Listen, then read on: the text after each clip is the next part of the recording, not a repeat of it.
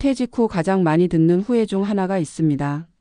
조금만 일찍 투자했더라면 그때 팔지 말았어야 했는데.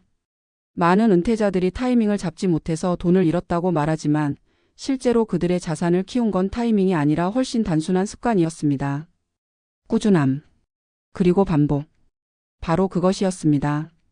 서울에서 30년간 교사로 일하다 은퇴한 65세 김모 씨는 이렇게 말했습니다. 퇴직금으로 주식이나 펀드에 손대볼까 고민했지만 저는 그냥 매달 적립식으로 인덱스 펀드에 넣었어요. 재미는 없었지만 마음은 편했습니다. 15년이 지난 지금 김 씨의 자산은 당시보다 2배 가까이 늘었습니다. 반면 같은 시기 급등과 급락을 오가며 타이밍을 잡으려 했던 친구들은 대부분 원금 손실을 경험했습니다. 또 다른 사례로는 인천의 70세 박모 씨 부부가 있습니다. 이 부부는 은퇴 직후 한동안 매일 주가 확인이 일상이었습니다. 불안해서 잠이 안 왔고 조금만 오르면 팔고 조금만 내리면 사는 식으로 매번 대응했습니다. 하지만 결과는 늘 비슷했습니다. 수익은커녕 수수료만 쌓였고 결국 손실이 커지자 시장을 떠났습니다. 반면 옆집에 사는 친구는 20년 동안 한 번도 계좌를 바꾼 적이 없습니다. 월 50만 원씩 ETF를 꾸준히 사 모으는 단순한 습관이 오히려 노후의 여유를 만들었습니다. 이 사례들을 보면 투자 성과를 결정하는 건 시장의 타이밍이 아니라 개인의 습관임을 알 수 있습니다. 심리학적으로도 그렇습니다. 사람은 손실의 고통을 이익의 기쁨보다 2~3배 더 크게 느낍니다. 그래서 하락장이 오면 두려움에 팔고 상승장이 오면 뒤늦게 따라붙는 패턴이 반복됩니다. 타이밍을 맞추려는 시도는 결국 감정에 휘둘리는 결정을 낳습니다. 반면 습관은 감정을 배제합니다. 정해진 날, 정해진 금액을 꾸준히 투자하는 자동화된 행동은 시장의 소음에서 벗어나게 합니다. 한 재정심리학자는 이렇게 말했습니다. 투자는 두뇌의 싸움이 아니라 마음의 싸움이다. 실제로 은퇴 후 재정이 무너지는 이유는 정보 부족이 아니라 감정관리 실패에서 비롯됩니다. 예를 들어 퇴직 직후 갑자기 자유시간이 생기면 사람들은 무언가 해야 할 것 같은 불안을 느낍니다. 이때 가장 쉽게 손대는 것이 바로 돈입니다. 투자, 창업 혹은 부동산. 하지만 준비되지 않은 감정은 늘 서두름을 부르고 그 서두름이 자산을 갉아먹습니다. 반대로 습관은 은퇴 후 불안을 안정시킵니다. 매달 일정 금액을 투자하고 일정한 주기로 소비를 점검하며 생활비를 기록하는 단순한 반복이 마음의 평화를 줍니다. 심리적 예측 가능성이 커질수록 불안은 줄고 지출 통제력은 높아집니다. 실제로 한국금융연구원의 조사에 따르면 투자 실적이 좋은 은퇴자보다 자산관리 루틴이 있는 은퇴자의 만족도가 더 높게 나타났습니다. 수익률이 아닌 안정감이 삶의 질을 좌우한 것입니다. 또한 이런 습관은 단순히 돈의 문제가 아니라 삶의 구조를 다시 세우는 과정이기도 합니다. 일할 때는 회사가 우리의 시간을 관리해 줬습니다. 하지만 퇴직 후에는 하루의 리듬을 스스로 만들어야 합니다. 일정한 시간에 투자 내역을 확인하고 장보기를 하고 운동을 하는 것. 이 작은 루틴들이 결국 경제적 리듬과 심리적 안정의 기초가 됩니다. 부산의 68세 이모 씨는 은퇴 초기에 모든 걸 잃을 뻔했습니다. 부동산 투자 실패로 퇴직금 절반을 잃었고 이후 남은 자금으로 다시 주식에 뛰어들었습니다. 하지만 그 역시 불안정한 시장에서 흔들렸습니다. 그러다 아들의 권유로 하루 10분 돈 점검 루틴을 만들었습니다. 매일 아침 계좌를 한번 보고 소비 내역을 점검하고 다음 날의 지출 계획을 세우는 것. 단 10분의 습관이었지만 그 습관은 놀라운 변화를 가져왔습니다.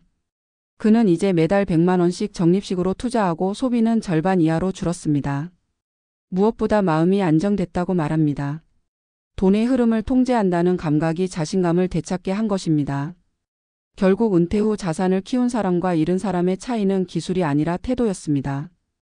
빠른 수익을 좇은 사람은 늘 뒤늦게 대응했고 느리더라도 꾸준한 사람은 시장이 오르든 내리든 자산을 키워갔습니다. 습관은 느리지만 무너지지 않습니다. 반면 타이밍은 화려하지만 오래가지 않습니다.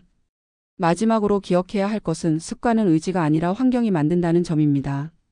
의지는 하루 이틀이면 꺾이지만 환경은 오래갑니다. 자동이체, 소비 알림, 가계부 앱 같은 도구를 활용해 스스로를 지키는 환경을 만드는 것. 그것이 은퇴 후 자산을 지키는 가장 확실한 방법입니다. 은퇴 후 돈을 지키는 비결은 운도 정보도 아닙니다. 매일 같은 시간에 같은 행동을 반복하는 단순한 습관입니다. 그 습관이 불안을 줄이고 그 불안이 사라질 때 돈은 비로소 당신의 편이 됩니다. 은퇴 후 자산을 키운 사람들의 공통점은 의외로 단순하다. 그들은 시장을 읽는 능력이 뛰어났던 것도 재테크 정보에 밝았던 것도 아니다. 오히려 반대였다. 타이밍을 잡으려 하지 않았고 복잡한 상품에 손대지도 않았다. 대신 그들은 일정한 리듬으로 살아갔다. 매달 일정한 금액을 저축하고 지출을 기록하며 투자한 자산을 자주 들여다보지 않았다. 그렇게 단순한 행동이 반복되면서 시간이 그들에게 복리처럼 작용했다. 퇴직 후의 자산 형성은 결국 꾸준한 습관의 문제였다. 서울 노원구의 67세 이정호 씨는 은퇴 초기에 주식시장에 발을 들였다가 크게 손해를 본 경험이 있다. 퇴직금 일부로 유망하다는 테마주에 투자했지만 불안감에 밤잠을 설쳤다. 하루에도 몇 번씩 증권 앱을 열어 수익률을 확인했고 조금만 떨어져도 마음이 덜컥 내려앉았다. 결국 손절매를 반복하면서 자산은 빠르게 줄어들었다. 그때 그는 문득 자신이 투자로 돈을 벌겠다는 생각보다 불안을 피하고 싶다는 마음으로 움직이고 있었다는 걸 깨달았다. 이후 그는 단 한 가지 원칙을 세웠다. 보지 말자. 그리고 정해진 날에만 하자. 월 1회 자동이체로 ETF를 매수하고 분기별로 자산 현황을 확인하는 루틴을 만들었다. 놀랍게도 그 단순한 습관은 마음을 안정시켰고 몇 년이 지나자 계좌의 숫자는 천천히 그러나 확실히 늘고 있었다. 이 사례는 은퇴 후 재정 관리의 핵심을 보여준다. 불안은 사람을 조급하게 만들고 조급함은 결정을 흔든다.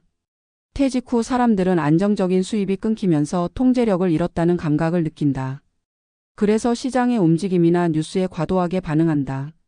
하지만 통제감을 되찾는 방법은 놀랍도록 단순하다. 바로 루틴을 만드는 것이다. 일정한 시간에 소비를 점검하고 정해진 패턴으로 투자하고 돈의 흐름을 스스로 확인하는 습관은 마음의 중심을 잡아준다. 돈이 움직여도 시장이 흔들려도 내가 움직이지 않으면 불안은 잦아든다. 심리학자 데니얼 카너먼은 이렇게 말했다. 사람은 통제감을 잃을 때 공포를 느낀다. 그러나 실제 통제가 아니라 통제하는 느낌만 있어도 공포는 줄어든다. 은퇴 후 자산을 꾸준히 관리하는 사람들은 바로 그 느낌을 잃지 않는다. 그들은 시장을 통제하려 하지 않는다. 대신 자신의 행동을 통제한다.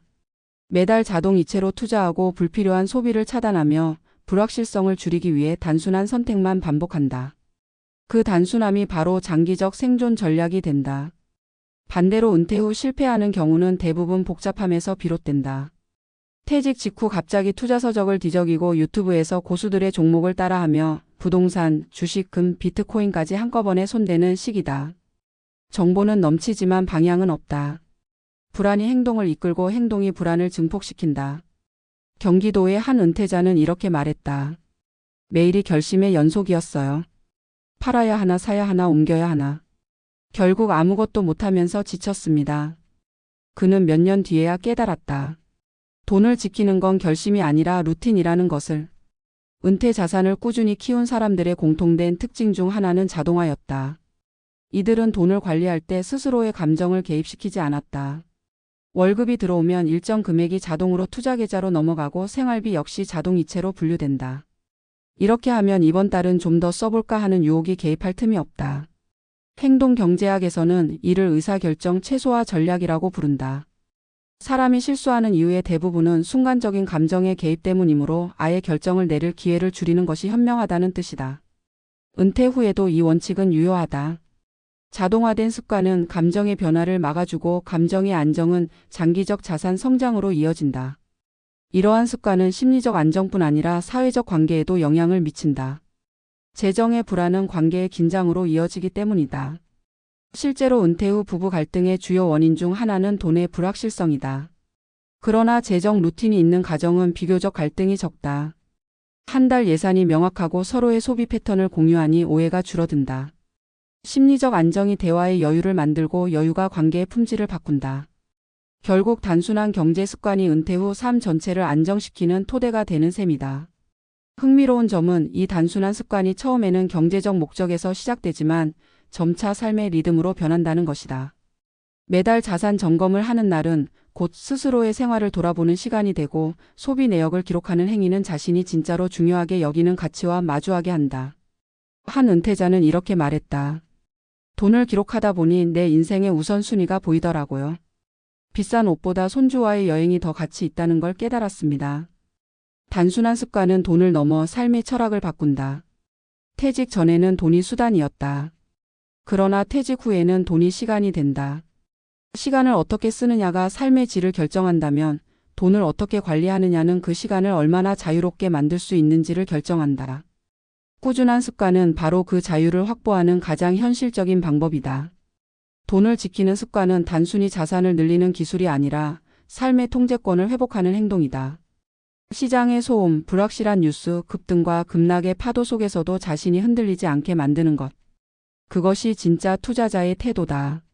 결국 은퇴 후의 재정은 숫자의 문제가 아니라 리듬의 문제다. 꾸준히 움직이는 리듬, 흔들리지 않는 반복, 그리고 단순한 생활의 구조. 그것이 자산을 지키고 삶을 단단하게 만든다. 타이밍을 맞추려는 사람은 늘 초조하지만 루틴을 지키는 사람은 늘 평온하다. 빠르게 돈을 벌려는 사람은 시장을 탓하지만 느리게 쌓는 사람은 시간을 믿는다. 우리에게 필요한 것은 새로운 투자 기법이나 시장의 예측력이 아니다.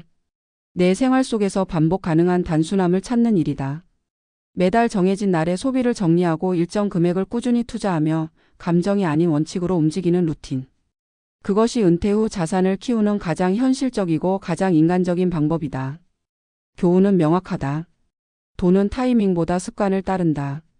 투자에서 중요한 건 언제 사느냐가 아니라 얼마나 오랫동안 꾸준히 하느냐다. 복리는 시간이 만드는 기적이 아니라 습관이 시간을 이기는 증거다. 은퇴 후에 진짜 부는 계좌의 숫자가 아니라 불안에 흔들리지 않는 평온한 마음에서 시작된다. 그 평온을 만들어주는 건 운이 아니라 매일 반복되는 단순한 습관이다. 결국 당신의 은퇴 자산을 키우는 건 오늘도 같은 행동을 반복할 수 있는 힘이다. 그 힘이야말로 가장 값지고 가장 현실적인 부의 근원이다.